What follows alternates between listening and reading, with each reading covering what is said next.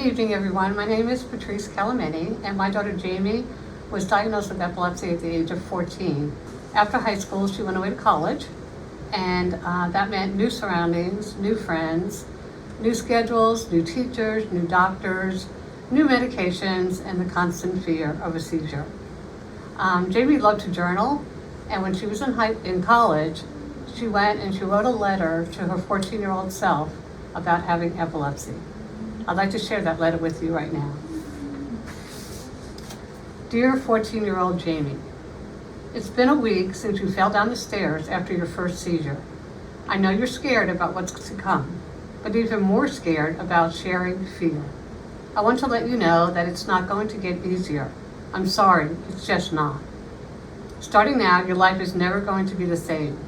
Many of the dreams and hopes you've had will have to be adjusted around epilepsy. Therefore, there are some things I feel I should prepare you for as you begin your journey. First off, you're going to receive messages from people that will influence how you respond to epilepsy. For example, you're so strong. Everything happens for a reason. God gives his toughest battles to his strongest warriors. I wouldn't have known. And questions like, how do you get around? What's on your chest? What happened to your eye? What happened to your leg? What happened to your arm? You will lie more and more just to avoid the shock, the pity, and the curiosity.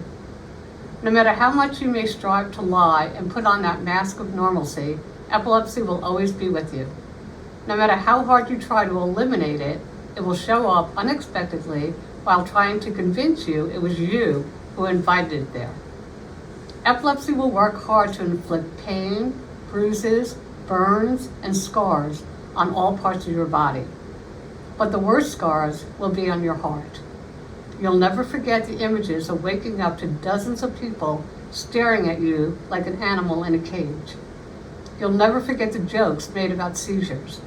You'll never forget the anger at how epilepsy is portrayed in the media. And you'll never forget the discomfort in having to always ask for help. Now, I want to give you permission to be angry because I know you feel like you can't, but you have every right to. You didn't deserve to have epilepsy barge into your life. So be angry, question God. He can take it. It's unfair and it doesn't make sense. It never will. You're aware that epilepsy has welcomed fear into your world. I'll go ahead and tell you that that fear will never go away. However, I promise that over time, epilepsy will be kind enough to also invite resiliency to walk alongside you.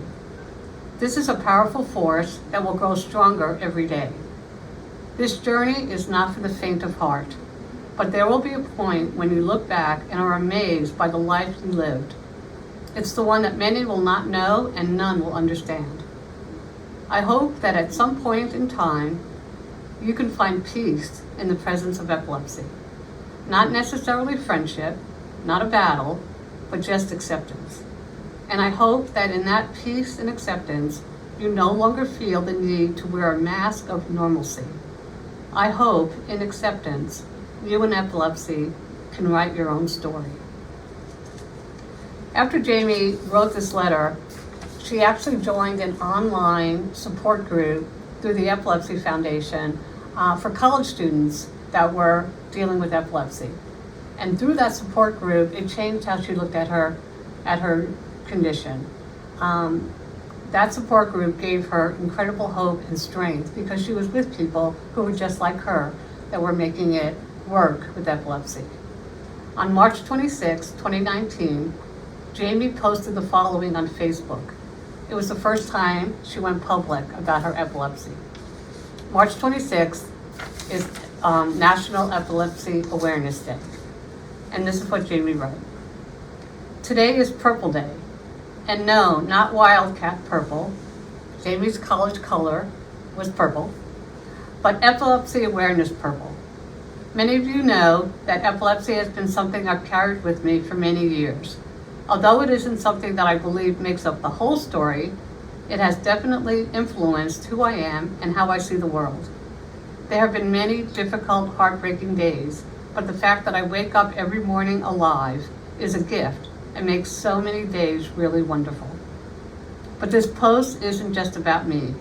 I want to take time to praise my family, friends, teachers, professors, therapists, and doctors who have been active participants in my story.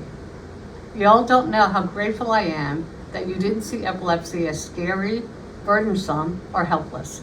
You all each used words and actions to write unforgettable messages that gave me courage and resiliency. You're the reason I wear purple today.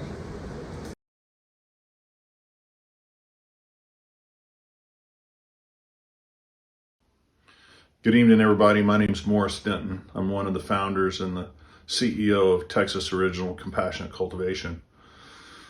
Thinking back to 2017, when we earned our provisional license to create a medical cannabis company, I remember meeting with Representative Stephanie Click in her office at the Capitol. And she told me something I'll never forget. She said, "I hope you now understand the responsibility that's on your shoulders." And what she was speaking to was the responsibility of serving the advocates that allowed for this industry to even be created. And that group of advocates was really the Epilepsy Foundation of Texas. And so here we are now 4 or 5 years into this journey. And I couldn't be more proud of the work and the collaboration and the success that we've had working together with the Epilepsy Foundations of Texas, and in particular, the Epilepsy Foundation of Central Texas, as we built this program and as we built this industry, and we've done it with the focus on serving the people in need, which are the people that are in this room. So thank you all for everything that you've done. I hope that we're good stewards of this program, and I hope that you all are proud of what we've accomplished together. Thank you. Hi, I'm April Flowers from McAllen. In 2019, Texas became the 5th state in the U.S. to pass seizure-safe school legislation. Sam's Law requires all Texas public school personnel whose duties include regular contact with students to be trained in seizure recognition and seizure first aid. And last year, I sent my daughter to school for the very first time in 9 years, feeling confident in her safety and also in the ability of the adults around her to properly and quickly respond to a seizure.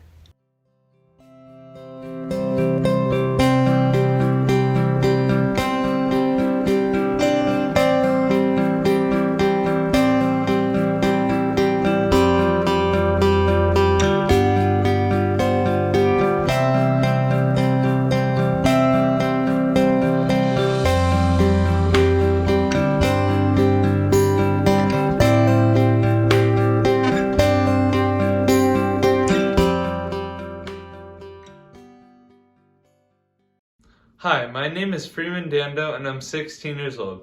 Me and my family have been part of the Epilepsy Foundation for 8 years now, roughly the same time that we moved to Lakeway, Texas.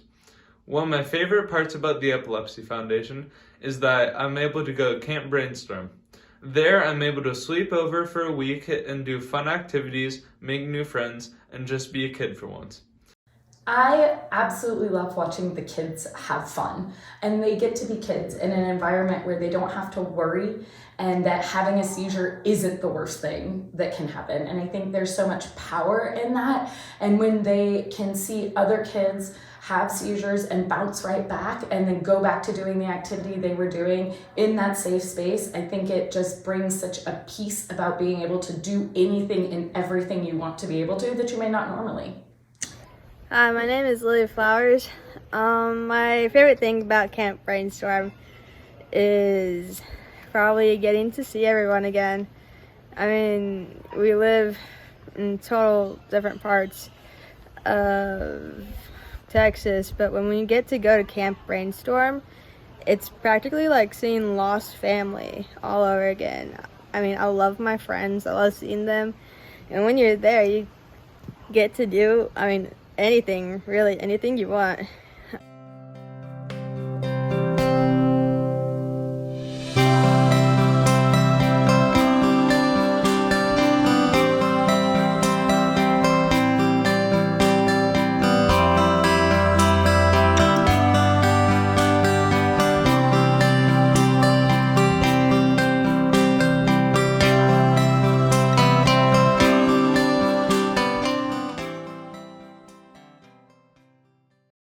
Epilepsy Foundation is doing great work down here in the valley. We have a support group that they meet every month with family, dealing with people with epilepsy, family members with epilepsy, and patients also meeting every month who are dealing and fighting against epilepsy. Also, the Epilepsy Foundations put me available a lot of resources for the patients and even helping patients that they don't have insurance, so they are not able to get insurance to help to treat with epilepsy. So within our center, we have the epileptologists, the neurosurgeons, the neuropsychologists, but just as important are the social workers, the nurses, the parents actually are primary and kids, primary, and the foundation is a bridge. They actually bridge parent education with the community and with the programs. So I think without them, you can't form that solid bridge.